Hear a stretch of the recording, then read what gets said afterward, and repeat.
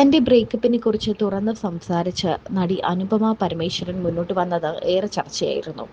പ്രണയത്തിലായ വ്യക്തി നാർസിസ്റ്റ് ആയിരുന്നുവെന്നും മാനസികമായും ശാരീരികമായും താൻ ഒരുപാട് സഹിച്ചെന്നും അനുപമ പറയുന്നു. 2 വർഷം ഞാൻ നാർസിസ്റ്റിക് അബ്യൂസിലൂടെ കടന്നുപോയി. നാർസിസ്റ്റിക് റിലേഷൻഷിപ്പിലാണെന്ന് മനസ്സിലാകാത്തവരെ കുറിച്ചാണ് എനിക്ക് സംസാരിക്കാനുള്ളത്.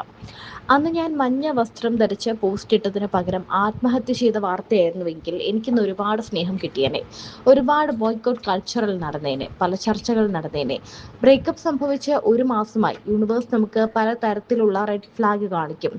നമ്മുടെ ജീവിതത്തിൽ എന്തെങ്കിലും നെഗറ്റീവായി നടക്കുമ്പോൾ നമ്മളത് കാണില്ല. നിനക്ക് എന്തോ മോശം സംഭവിക്കുന്നെന്ന് ചുറ്റുമുള്ള ആളുകളെ കൊണ്ട് പറയിക്കും. പക്ഷെ നമുക്ക് മനസ്സിലാകില്ല. അവസാനം വളരെ മോശമായൊരു സാഹചര്യം യൂണിവേഴ്സ് നമ്മുടെ ജീവിതത്തിൽ ഉണ്ടാക്കും. അപ്പോൾ തീർച്ചയായും പ്രശ്നം കണ്ടേ പറ്റുള്ളൂ. ആ നിമിഷം നമ്മൾ മറിച്ച് ചിന്തിക്കും. എന്താണ് നമുക്ക് സംഭവിക്കുന്നതെന്ന് മനസ്സിലാക്കും. വളരെ പെട്ടെന്ന് ആ നിമിഷം എനിക്ക് സംഭവിച്ചതിൽ സന്തോഷമുണ്ട്. അതിന്റെ ആഫ്റ്റർ ഇഫക്റ്റ് ആയിട്ടാണ് ആ ഫോട്ടോ ഞാൻ പോസ്റ്റ് ചെയ്തത്. പോസ്റ്റ് ഇട്ടപ്പോൾ ആളുകൾ പറഞ്ഞത് ഇത് ശ്രദ്ധ പിടിച്ചു പറ്റാനുള്ള ശ്രമമാണെന്നും അനുപമ പറയുന്നു. നാർസിസ്റ്റിക് അബ്യൂസിലൂടെ കടന്നു പോയവർക്കേ അത് മനസ്സിലാകൂ. നാർസിസ്റ്റിക് അബ്യൂസ് എന്താണെന്ന് മനസ്സിലാക്കണം. ഈ ബന്ധത്തിന്റെ തുടക്കത്തിലെ എനിക്കും കുടുംബത്തിനും സ്റ്റാഫിനും ഇത് നല്ലതല്ല എന്നറിയാമായിരുന്നു. കാരണം അവർ എന്നിൽ മാറ്റങ്ങൾ കണ്ടു. നാർസിസ്റ്റിക് അബ്യൂസ് വളരെ സൈലന്റായി നടക്കുന്ന കാര്യമാണ്. ആദ്യത്തെ കുറച്ച് ഡേറ്റിങ്ങുകൾക്ക് ശേഷം ഈ വ്യക്തിയുടെ കുടുംബത്തെ കാണുന്നു, അവർക്കൊപ്പം ലഞ്ച് കഴിക്കുന്നു. 3 മാസത്തിനുള്ളിൽ ഈ വ്യക്തി എൻഗേജ്മെന്റിനെ കുറിച്ച് പറയുന്നു. അവിടെ വെച്ച് എൻഗേജ്മെന്റ് നടത്തും, എവിടെ വെച്ച് എൻഗേജ്മെന്റ് നടത്തും, എത്ര പേരെ വിളിക്കണം എന്നെല്ലാം കുടുംബം ചോദിക്കുന്നു. 3 മാസത്തെ ബന്ധമാണ്. അത്രയും വേഗത്തിലല്ല സാധാരണ ഉണ്ടാവുക. എന്നെ ഗോൾഡ് ഡിഗ്ഗർ എന്ന് വിളിക്കുന്നവർ അറിയേണ്ട കാര്യമുണ്ട്. എൻഗേജ്മെന്റ് കോൾ ഞാൻ തടഞ്ഞില്ലായിരുന്നുവെങ്കിൽ ആ വ്യക്തിയെ ഞാൻ വിവാഹം ചെയ്തേനെ, ഡിവോഴ്സിൽ എത്തിയേനെ.